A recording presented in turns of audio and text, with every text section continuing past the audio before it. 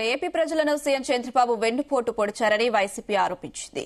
అబద్దపు హామీలతో సీఎం అయ్యారని సూపర్ 6 పథకాలు ఏమయ్యాయని ప్రశ్నించారు. కృష్ణా జిల్లా కానూరు వైసీపీ కార్యాలయంలో ఈ నెల 4న నిర్వహించే వెన్నుపోటు దినం పోస్టర్ను ఆవిష్కరించారు.